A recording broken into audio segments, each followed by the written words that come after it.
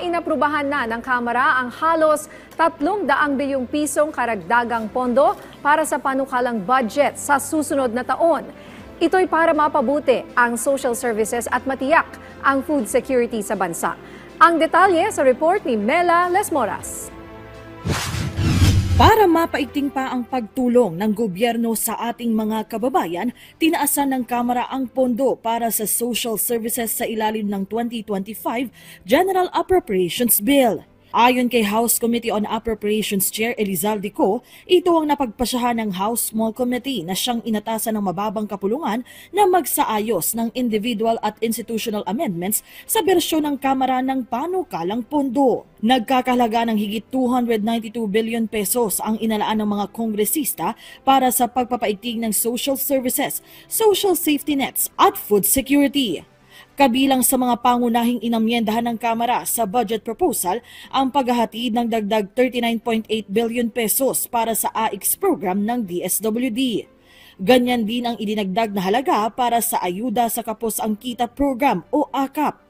Habang ang Sustainable Livelihood Program para sa low-income families, pinaglaanan din ng Kamara ng 3.4 billion pesos. Sabi ni Chairman Ko, ang dagdag alokasyong ito ay mahalaga para masuportahan ang mga Pilipinong nangangailangan at naniniwala sila na sa pamamagitan ng livelihood programs ng pamahalaan, masusugpo rin ang kahirapan.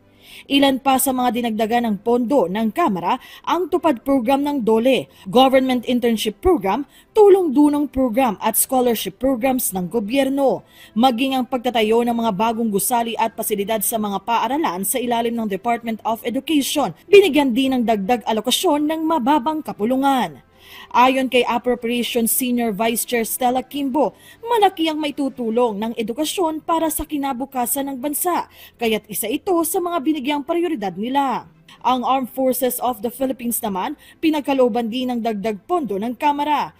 Kabilang na riyan para sa daily subsistence allowance ng mga sundalo at sa pagkumpleto ng airport expansion sa Pag-asa Island at shelter port sa Lawak, Palawan. Ito ay bilang pagsuporta na rin ng Kamara sa sandatahang lakas sa kanilang pagbabantay sa West Philippine Sea. Una nang iginiit ni House Speaker Martin Romualdez na bahagi ang extra allowance para sa mga sundalo sa pagkilala ng Kamara sa kanilang mga sakripisyo at hindi matatawarang serbisyo para madepensahan ang bansa laban sa internal at external threats. Bukod dyan, ilan pa sa mga dinagdagan ng pondo ng Kamara ang mga proyektong pang-agrikultura at pangkalusugan ng pamahalaan. Isusumite ng Kamara sa Senado ang pinal na bersyon ng panukalang budget na kanilang inaprubahan. Mela Lesmoras para sa Pambansang TV sa Bagong Pilipinas.